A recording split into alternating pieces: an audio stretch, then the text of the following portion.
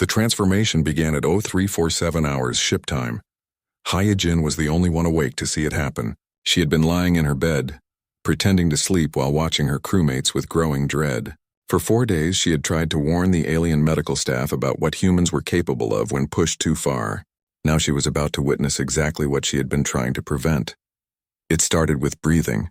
For 4 days, her crewmates had maintained careful, controlled breathing patterns, the kind used to manage stress and maintain emotional stability.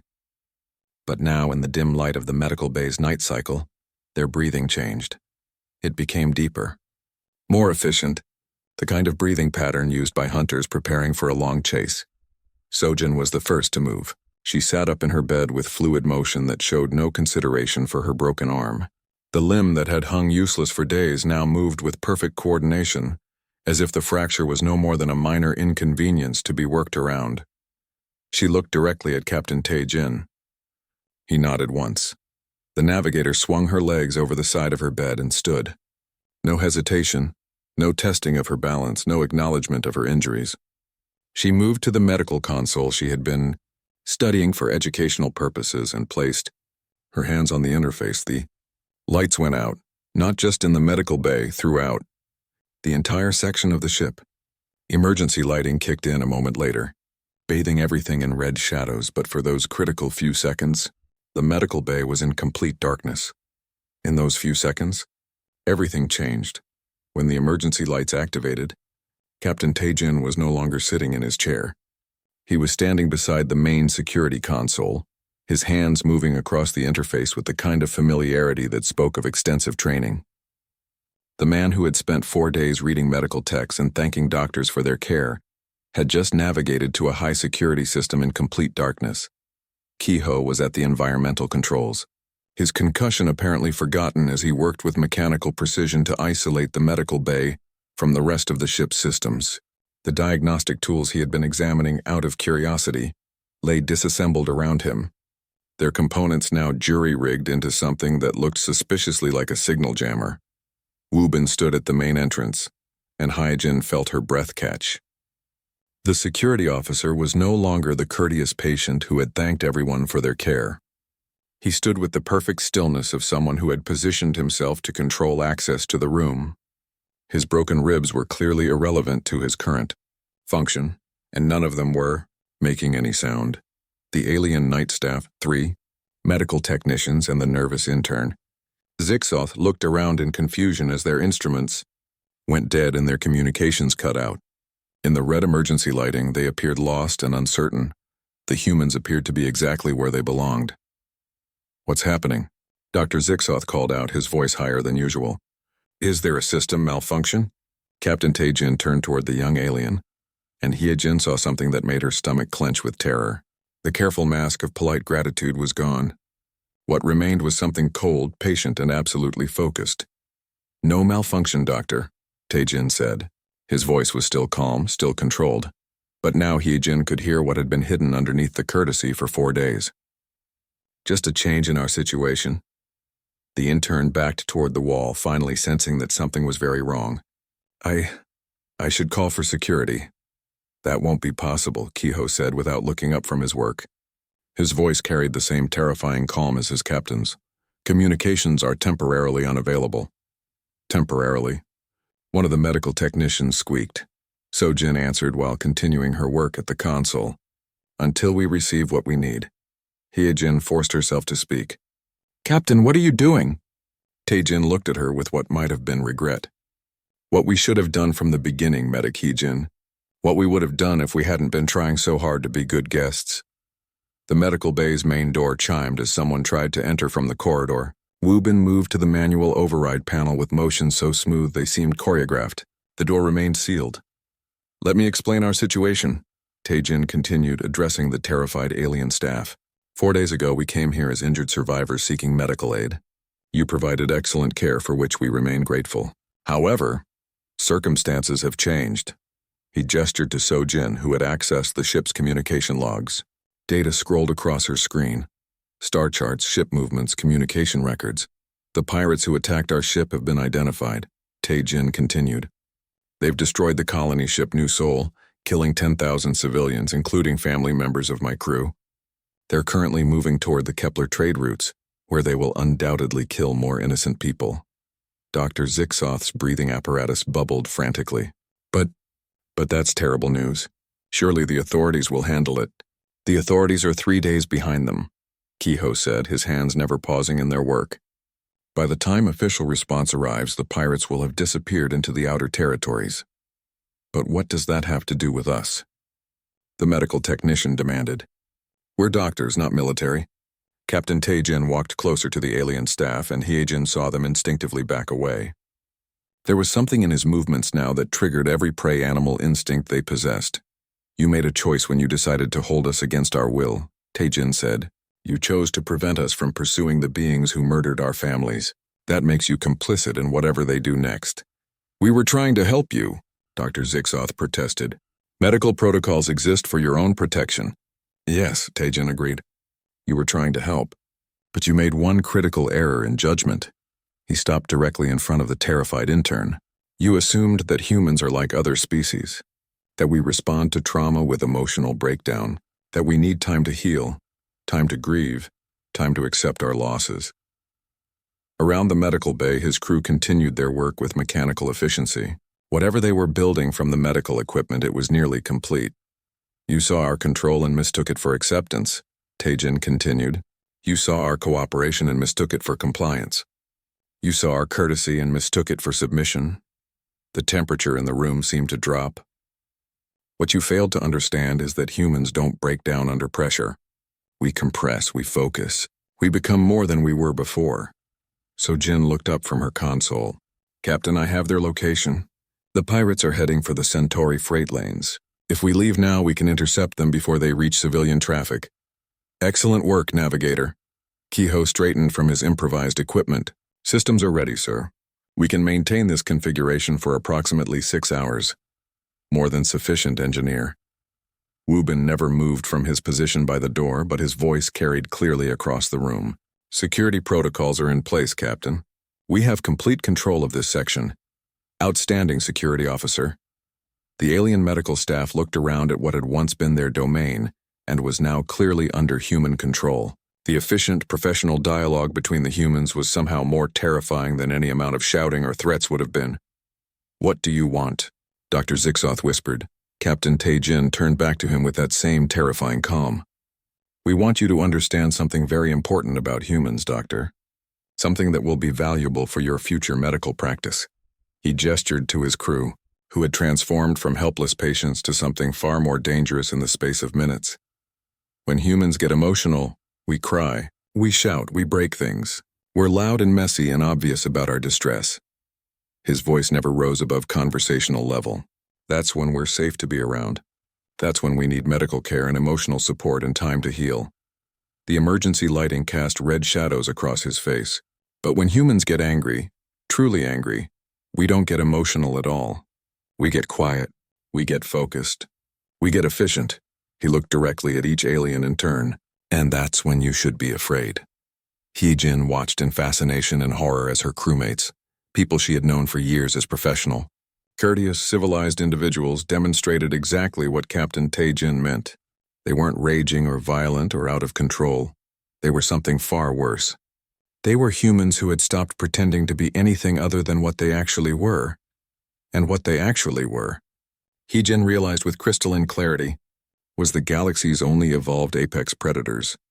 Now, Captain Taejin said, still in that perfectly reasonable voice, we're going to discuss how this ship is going to help us catch some pirates.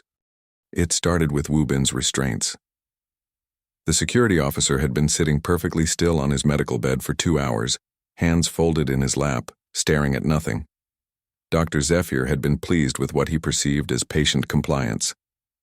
The alien medical staff moved around the bay, conducting routine checks and discussing human psychological resilience in hushed, admiring tones. Then Wubin stood up.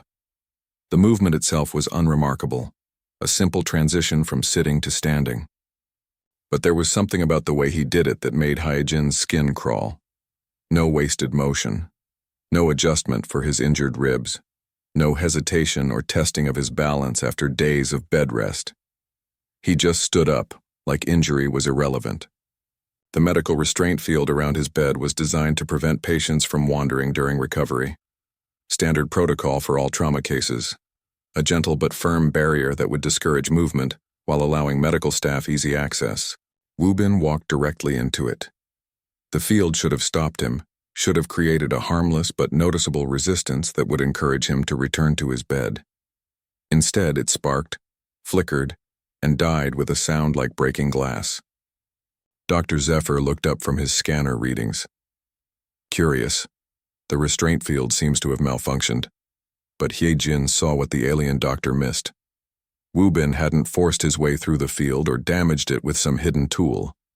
He had simply walked through it as if it wasn't there, his body moving with mechanical precision that calculated exactly how much pressure to apply and exactly where to apply it to cause a complete system failure. No hesitation, no trial and error. Just instant, perfect understanding of the technology and how to defeat it. Across the medical bay, Captain Tae Jin remained seated in his chair, hands folded, face calm. But his eyes tracked Wu Bin's movement, with the kind of attention a general gives to a battlefield. "Security Officer Wu Bin," Dr. Zephyr called out. "Please return to your bed. The restraint field will be repaired shortly." Wu Bin turned to face the alien doctor. His expression was perfectly polite, perfectly respectful. "Of course, Doctor. My apologies for the inconvenience." He walked back to his bed and sat down exactly as he had before. Same posture, same position, same outward calm. But now there was no restraint field, and every alien in the medical bay had just learned that their security systems could be defeated by a human with broken ribs, who appeared to be doing nothing more than taking a walk. Yi-Jin felt her heart rate spike. She recognized what was happening even if the alien medical staff didn't. The humans weren't just testing their constraints, they were learning them, cataloging them, understanding exactly what was holding them and how to break it when the time came. 20 minutes later, So-Jin asked for a data pad to review star charts for educational purposes. The alien staff was happy to accommodate their cooperative patient. What they didn't notice was that within 5 minutes of receiving the pad, So-Jin had accessed the ship's navigation systems, security protocols, and crew locations, all while appearing to do nothing more than study stellar cartography with her one good hand. Kiho requested tools to examine the interesting alien medical technology and was given a basic diagnostic kit. Within minutes, he had identified every major system in the medical bay, their power sources, their control mechanisms, and their failure points. He did this while maintaining cheerful conversation about the differences between human and alien engineering approaches. Captain Tae Jin never moved from his chair, never requested anything, never appeared to do anything but sit quietly and observe. But Hye-Jin noticed that his eyes tracked every movement in the medical bay, cataloged every person's location, every routine, every pattern. He was mapping the battlefield.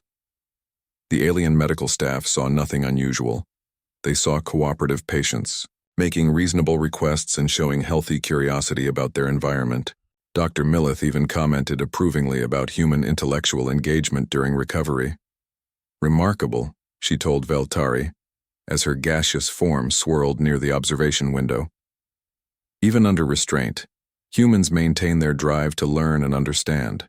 This is clearly a species adapted for rapid environmental assessment. But Hye-Jin saw the truth. Her crewmates weren't showing intellectual curiosity. They were conducting reconnaissance. Every question, every request, every casual observation was gathering intelligence about their captors and their prison. And they were doing it with the kind of systematic thoroughness that suggested they had done this before. The realization hit her like cold water. These weren't just merchant sailors who had been attacked by pirates. These were humans who had survived in a hostile galaxy, who had learned to assess threats and plan responses while appearing completely harmless. They were apex predators who had learned to hide among prey species. As the day progressed, the alien medical staff grew increasingly confident in their management of the human patients. The humans asked no further questions about discharge. They made no complaints about the restraint fields. They appeared to have accepted their situation with remarkable grace. Dr. Veltari was particularly pleased. I believe this case will revolutionize our understanding of trauma response, she told her staff during the evening briefing. Humans have demonstrated that intelligent species can overcome base emotional responses through willpower and discipline. In the medical bay, the humans maintained their perfect facade of cooperation. Tae-jin sat in his chair, reading provided materials about galactic medical protocols.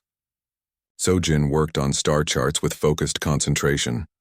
Ki-ho examined medical equipment with obvious fascination. Woo-bin rested quietly in his bed, showing no signs of the restlessness typical in security personnel. They looked like model patients. But Hyejin noticed details that the alien staff missed. How Tae-jin never turned a page without first glancing at the positions of every person in the room. How So-jin's educational star charts happened to focus on exit routes from this sector of space. How Ki-ho's examination of medical equipment always seemed to end with him understanding exactly how to disable it. Most disturbing of all was how they moved. Gone were the small, unconscious adjustments that injured people make, favoring a hurt limb moving carefully around a tender area. The tiny hesitations of healing bodies. They moved with fluid precision that suggested their injuries had become irrelevant, not healed. Irrelevant. When Dr. Zephyr conducted the evening medical scan on Woo-bin, he frowned at the readings. Curious, he muttered to his assistant. His vital signs show he should still be experiencing significant discomfort from his rib injuries, but his movement patterns suggest no pain response at all. The assistant, a bird-like creature named Keptar, tilted his head thoughtfully. Perhaps humans have superior pain management capabilities? Perhaps, Dr. Zephyr agreed, making notes. Or perhaps they've learned to function despite pain better than other species.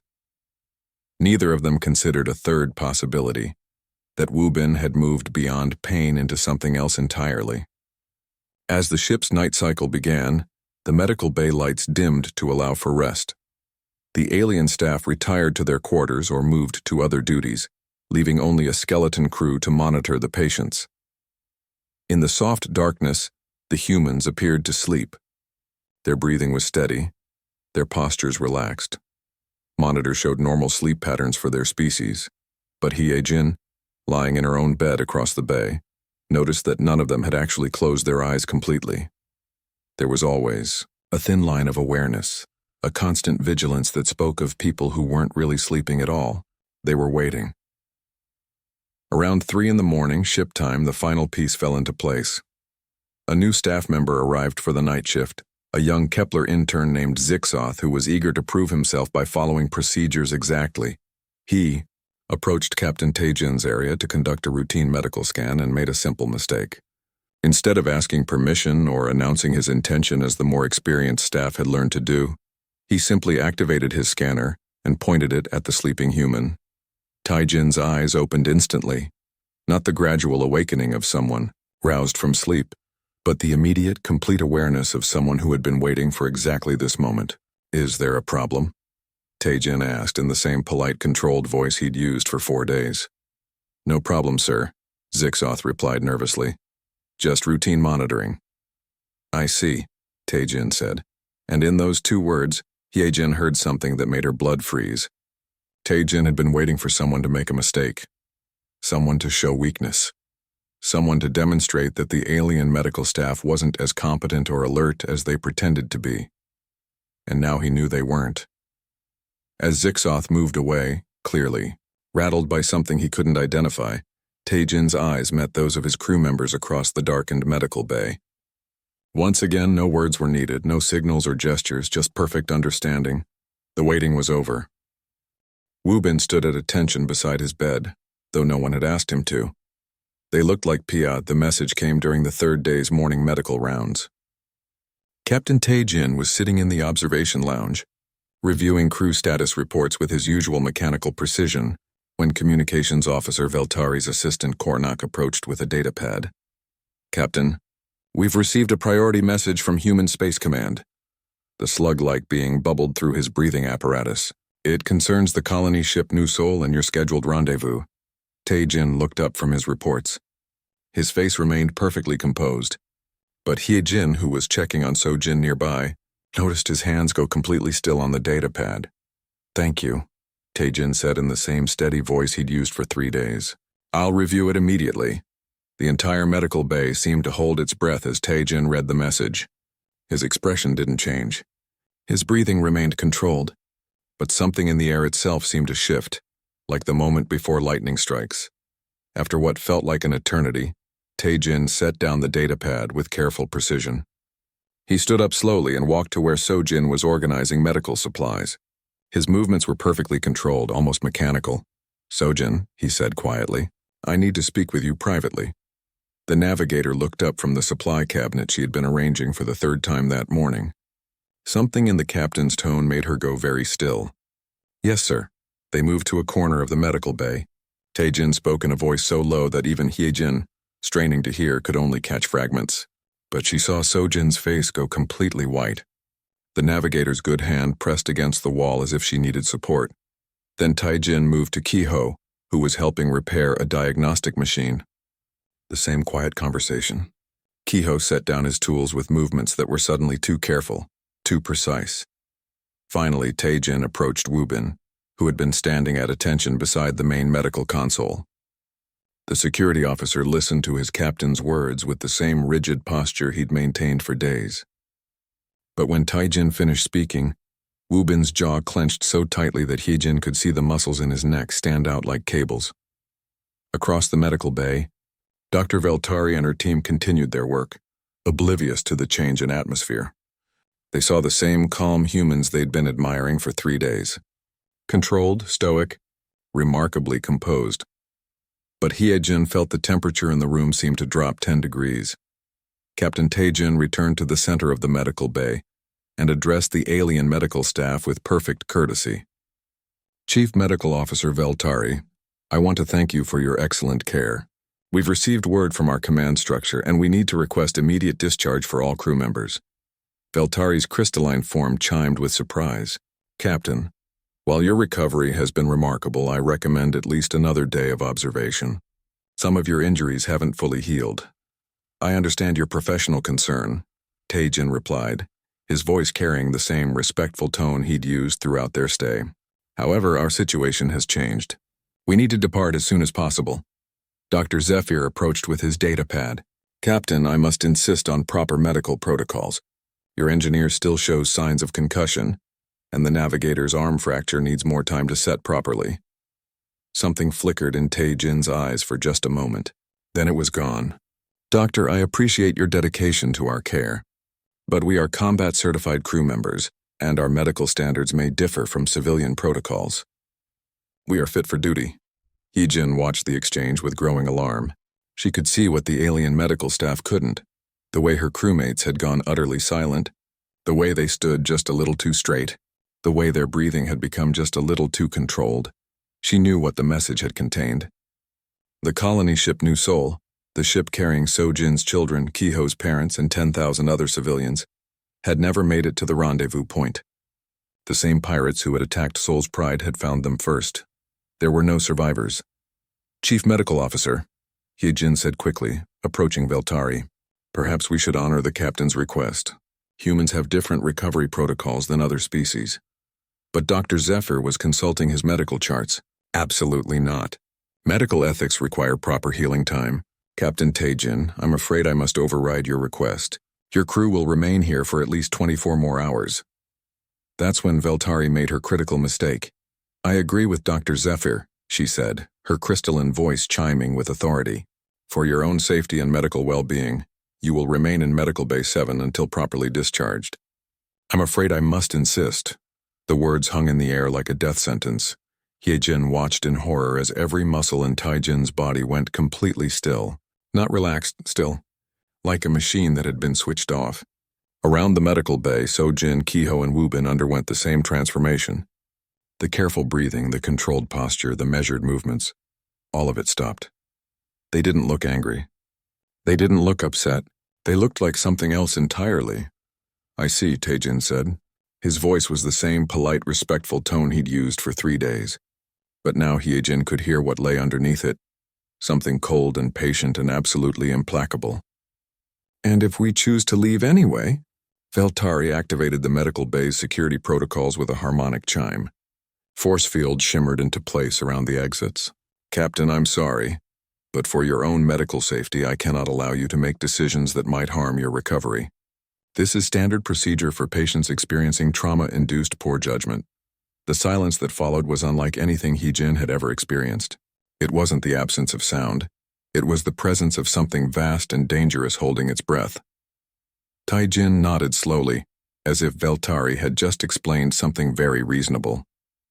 I understand your position, Chief Medical Officer. Thank you for clarifying. He turned to his crew. He didn't need to speak. Some silent communication passed between them. Not words, not gestures, just a shared understanding that made He-Jin's blood run cold. Dr. Zephyr returned to his medical scans, satisfied that the situation was resolved. Dr. Millith continued her psychological observations, fascinated by what she perceived as human acceptance of authority. The other medical staff went about their duties, pleased that their patients were being so reasonable about the extended stay. None of them noticed that the humans had stopped making unnecessary movements entirely. They stood or sat exactly where they were, but now they looked like they were waiting for something. So-Jin's broken arm hung at her side, but she no longer favored it. Kiho's concussion symptoms had vanished as if they had never existed. Wubin's broken ribs no longer affected his posture. It was as if their injuries had become irrelevant. He-Jin approached Captain Tai-Jin with desperate urgency. Sir, she said quietly, please, let me try to explain to them. They don't understand what they've done. Tai-Jin looked at her with eyes that seemed to look right through her. Explain what, Medic He-Jin? That you can't be caged, she whispered.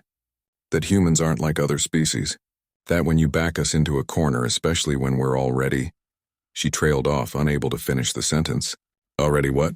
Already grieving? Already pushed beyond the breaking point? Already transformed into something the galaxy had never seen before? Medic Hyejin, Tai-Jin said in that same perfectly calm voice. Thank you for your concern. We appreciate everything the medical staff has done for us. We understand their position completely.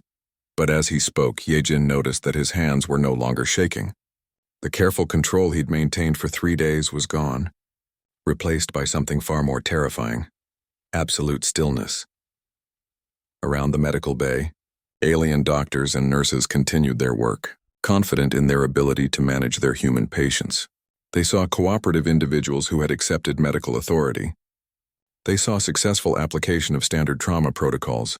They didn't see that they had just caged the only apex predators in the galaxy, and apex predators, Hyejin knew with sick certainty, did not stay caged for long. 2 days passed aboard the healing light, and Veltari found herself increasingly impressed with her human patients. Never in her 4 decades of medical service had she seen such remarkable recovery rates, combined with such emotional stability. Engineer Kiho was up and walking despite his concussion, even offering to help repair a malfunctioning air recycler in Medical Bay 7. His technical knowledge was impressive, and he worked with steady focus that belied his recent trauma. When Dr. Zephyr asked how he was feeling, Kiho simply replied, ready to be useful again. Navigator So-Jin had insisted on plotting backup courses for the healing light after learning about dangerous asteroid fields in the area. Her broken arm was properly set and healing, but she showed no signs of the depression or anxiety that typically followed such injuries. She worked one-handed at the navigation console Veltari had provided, her calculations precise and methodical. Security Officer Wubin had taken to walking the corridors of the medical ship, memorizing layouts and security protocols. When questioned, he explained that he was familiarizing himself with the environment in case his expertise was needed. His broken ribs were healing well, and he moved with careful efficiency that impressed the alien medical staff. Most remarkable of all was Captain Tai-Jin. He had established a routine of checking on each crew member every 2 hours, reviewing ship status reports and maintaining detailed logs of their situation. He spoke to each alien staff member with unfailing courtesy, thanked them for every service, and never once asked when they might be able to leave. I've never seen anything like it, Dr. Zephyr told Veltari as they reviewed the medical charts. Look at these stress hormone levels. They should be through the ceiling, but they're just controlled, elevated but stable. It's like they have some kind of internal regulation system. Veltari nodded, updating her research notes. Their psychological resilience is extraordinary. I'm documenting this for the medical databases. Other species could learn from human emotional control. In the observation lounge, several alien psychology specialists had arrived to study the humans. Dr. Millith, a gas-based entity from the Vorthan Collective, was particularly fascinated. Her swirling form hovered near the humans as they went about their daily routines. Notice how they compartmentalize, Dr. Millith observed to her colleagues. The captain speaks of his brother's death as a simple fact. The navigator works calmly despite not knowing if her children are safe. The engineer focuses on technical problems instead of dwelling on trauma. This level of emotional discipline is unprecedented. The alien specialists took extensive notes. Several psychology textbooks were being hastily revised to include humans as an example of natural stoicism and advanced emotional evolution. But Medic Hyejin watched her crewmates with growing concern. She saw things the alien doctors missed. The way Taejin's coffee cup trembled almost imperceptibly in his hands when he thought no one was looking. How Sojin's jaw muscles worked constantly as if she was grinding her teeth. The careful way Woo-bin breathed like someone fighting not to hyperventilate. Chief Medical Officer, Hyejin approached Veltari after the morning rounds. I need to speak with you privately about my crewmates. They moved to Veltari's office, where the crystalline being settled into her specially designed chair. What concerns you, Medic Hyejin? Your people are model patients. Their recovery is ahead of schedule and they're contributing positively to ship operations. That's exactly what worries me, Hyejin said. Chief, humans don't recover from trauma by ignoring it. We're not naturally stoic. What you're seeing is a coping mechanism and it's not sustainable. Veltari's form shimmered with confusion, but they show no signs of distress. Their vital signs are stable, they're cooperative, they're even helpful. By every medical standard, they're handling their situation remarkably well. Captain Taejin hasn't slept more than 2 hours at a time since we arrived, Hyejin said quietly. I've been monitoring him. He lies down, stares at the ceiling, then gets up to check on the crew. Sojin hasn't eaten a full meal yet. She takes a few bites and then stops. And Woo-bin, she paused. Woo-bin sat in the observation lounge for 4 hours yesterday just staring at the stars. He didn't move, didn't blink much. That's not meditation, Chief. That's someone holding on so tightly to control that they're afraid to move. Veltari accessed her medical scanner's data, but their psychological profiles show remarkable stability. No signs of breakdown, no emotional volatility, no aggressive tendencies. Because they're not letting themselves feel anything yet, Hyejin explained. Chief, imagine you're trying to carry a heavy weight up a mountain. You can do it for a while by focusing completely on the task, ignoring the pain, ignoring everything except putting one foot in front of the other. But eventually you have to put that weight down. And when they do? Hyejin was quiet for a long moment. I don't know. It depends on what news we get from the colony ship, whether the pirates are caught, whether they feel safe enough to finally grieve for Dongwu. But Chief, when humans finally let go of that kind of control, it's not always pretty. Veltari dismissed the concern with a harmonic chime. Medic Hyejin, I understand your concern for your people, but you may be too close to the situation. From an objective medical standpoint, humans are demonstrating superior emotional regulation. Perhaps your species is more evolved than you realize. That afternoon, the alien psychology team presented their preliminary findings to the ship's senior staff. Dr. Millith's gaseous form swirled with excitement as she delivered their conclusions. Humans represent a fascinating case study in emotional evolution, she announced. While most species experience trauma through cycles of emotional release, crying, anger, fear responses, humans appear to have developed sophisticated internal control mechanisms. They process trauma rationally rather than emotionally. The presentation continued with charts and graphs showing human vital signs, behavioral patterns, and psychological profiles. Every metric pointed to the same conclusion. Humans were naturally suited to handle extreme stress without the emotional volatility seen in other species.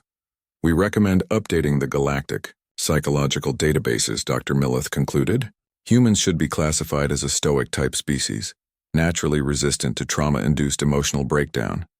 This has significant implications for their potential roles in high-stress occupations throughout the galaxy. The alien medical staff nodded approvingly. Several mentioned that human crew members might be ideal for emergency response teams or high-risk missions, given their apparent natural calm under pressure. But in the medical bay, Hee-jin noticed that Kiho had stopped making eye contact when speaking. His responses to questions had become shorter, more clipped. So-jin had begun organizing and reorganizing her personal belongings repeatedly, arranging and rearranging items with mechanical precision that spoke of someone trying to maintain order through ritual. Most concerning was Woo-bin. The security officer had taken to standing perfectly still for long periods, his posture rigid, his breathing carefully controlled. When addressed, he would snap to attention with military precision, respond appropriately, then return to his statue-like stillness. They're winding tighter, Hee-jin murmured to herself, watching Captain Tae-jin review the same status report for the 5th time that hour. His movements were becoming more precise, more controlled, as if he was operating himself like a machine. She approached him carefully. "Captain, how are you holding up?" Tae-jin looked up with that same calm expression he'd worn for 2 days. "Fine, Medic Hye-jin. Thank you for asking. The crew is recovering well. The medical staff has been excellent. We should be able to resume operations soon." His voice was perfectly steady, perfectly professional, but Hee-jin noticed his hands were clasped behind his back, and she could see the white knuckles from where she stood. "Sir, have you heard anything about the colony ship? About the rendezvous point?" For just a moment, something flickered in Tae-jin's eyes. Then it was gone. "No updates yet. I'm sure Command will contact us when they have information." That evening, Hye-jin made one final attempt to warn the medical staff. She found Veltari in the main laboratory, cataloging samples from the human examinations. "Chief, I'm begging you to listen to me," Hye-jin said. "My people are not as stable as they appear. What you're seeing is not emotional strength, it's emotional suppression. And humans can only suppress so much for so long." Veltari set down her instruments and regarded the human medic with something approaching patience. "Hye-jin, I appreciate your concern, but the evidence is clear. Your species has demonstrated remarkable psychological resilience. The other medical staff are actually envious of human emotional control." "That's what I'm afraid of," Hye-jin said quietly. "Chief, there's something about humans that the psychological profiles don't capture. We're not naturally calm. We're naturally intense. Everything we do completely, including holding back our emotions. And when that dam finally breaks..." She trailed off, looking through the laboratory window at her crewmates in the medical bay. Tae-jin sat perfectly upright in his chair, hands folded, staring at nothing. So-jin methodically folded and refolded her uniform. The emergency alarm echoed through the corridors of the Healing Light, the largest medical ship in the Galactic Medical Consortium's fleet. Chief Medical Officer Veltari's crystalline body rang like a bell as the sound waves passed through her translucent form. Her 6 arms moved quickly across the control panel, checking the incoming distress signal. "Unknown vessel requesting immediate medical assistance," her assistant Kornak announced. The slug-like being's voice bubbled through his breathing apparatus.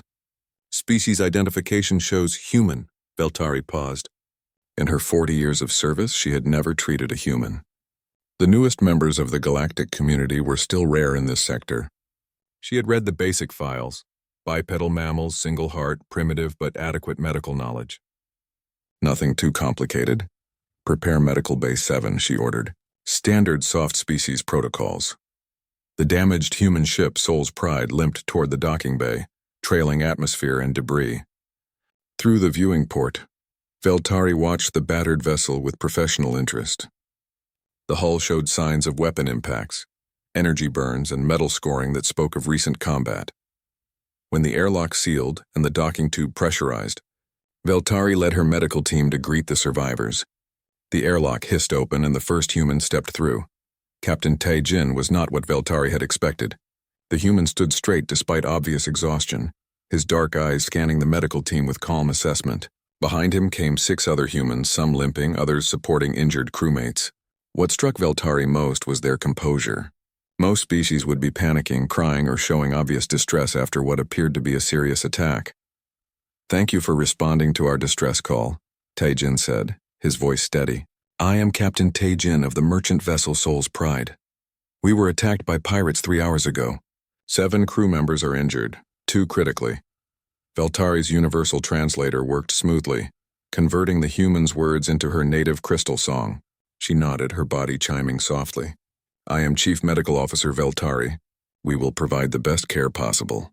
What happened? Corvin pirates, Taejin replied simply. They wanted our cargo. We refused. They fired on us. He paused and something flickered across his face. My brother Dongwoo was killed in the attack. Engineering section took a direct hit. The medical team exchanged glances.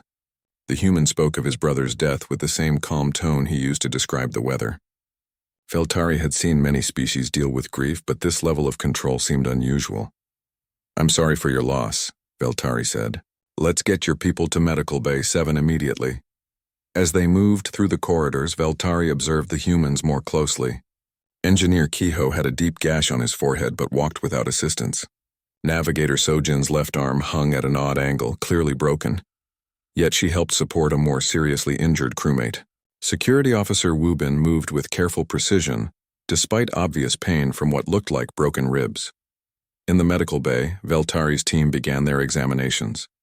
The humans were polite, answering questions about their injuries with technical precision. They didn't complain about pain or ask for updates on their condition. They simply lay still and let the alien medics work. Fascinating, Dr. Zephyr whispered to Veltari. The insect-like physician's compound eyes glittered with interest. Their pain tolerance is remarkable. This one, he gestured to Kiho, has a concussion that would have most species unconscious, yet he's completely lucid. Veltari nodded, making notes on her data pad. And look at their vital signs. Heart rates elevated but stable, breathing controlled, no signs of shock despite the trauma they've experienced. Across the medical bay, Medic Hyejin worked quietly alongside the alien staff. She was the only human on the medical ship, part of a cultural exchange program between Earth and the consortium. Veltari had initially been skeptical about having a human medic, but Hyejin had proven competent and dedicated. Now, however, Veltari noticed that Hyejin seemed tense. The human medic's movements were careful, almost cautious as she worked with her injured crewmates. Her eyes kept darting to Captain Taejin, who sat in a chair nearby, watching over his crew with unwavering attention. Medic Hyejin, Veltari approached the human woman. Is something troubling you? Your people are responding well to treatment. Hyejin looked up and Veltari saw worry in her brown eyes. Chief Medical Officer, I need to explain something about human psychology. My crewmates, they're not as calm as they appear. Veltari's crystalline form shimmered with confusion. They seem remarkably stable for trauma survivors, much more so than most species we treat. That's what I'm worried about, Hyejin said quietly. Humans process extreme stress differently than most species. What you're seeing isn't calm, it's control, and that control has limits. Before Veltari could ask what she meant, Dr. Zephyr interrupted. Chief, you need to see this. He led them to where Sojin lay on an examination table. The fracture in her arm is complex, but she hasn't requested pain medication once. When I asked her pain level on a scale of 1 to 10, she said, manageable. Veltari studied the x-rays. The break would have most species crying in agony. Yet Sojin lay quietly, her jaw set, her breathing steady. Her eyes were fixed on the ceiling, and Veltari noticed they were completely dry. No tears, no signs of emotional distress. This is unprecedented, Dr. Zephyr continued. I'm revising my notes on human pain response. They may be the most stoic species we've ever encountered. Hyejin shook her head. Dr. Zephyr, with respect, you don't understand. Sojin isn't being stoic. She's holding something in. We all are. She looked at Captain Taejin, who was speaking quietly with Wubin. Captain Taejin just lost his brother. Sojin's children are on a colony ship that should have been at the rendezvous point where we were attacked. Kiho's parents live on the same colony. They're all terrified, but they're not letting it show. Why not? Veltari asked.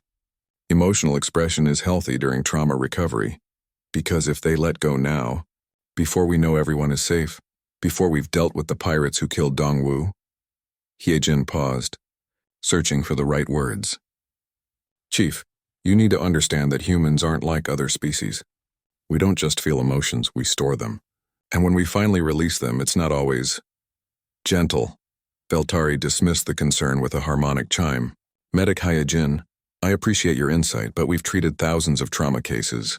Humans may process differently, but the basic principles remain the same. Your crewmates are showing remarkable emotional stability. It's actually quite admirable. As if to prove her point, Captain Tae-jin approached them. His posture was perfect, his voice steady. "Chief Medical Officer, I want to thank you for your excellent care. When will my crew be ready for discharge?" "At least another day for full recovery," Beltari replied. "Perhaps 2 for the more serious injuries." Tae-jin nodded calmly. "I understand. We're grateful for your help." He returned to his vigil beside his crew, his face a mask of composed gratitude. Beltari turned to Hyejin with satisfaction. "You see? Perfectly controlled. Humans are clearly more emotionally evolved than we initially believed." But Hyejin didn't look reassured. She watched her captain's too straight posture, the way his hands rested just a little too carefully on his knees, the slight tension around his eyes that spoke of enormous effort being expended to maintain that perfect calm. She had seen this before. The careful control, the measured responses, the way humans locked everything down when they couldn't afford to break. It was like watching someone hold back a dam with their bare hands. And dams, Hyejin knew, always eventually broke.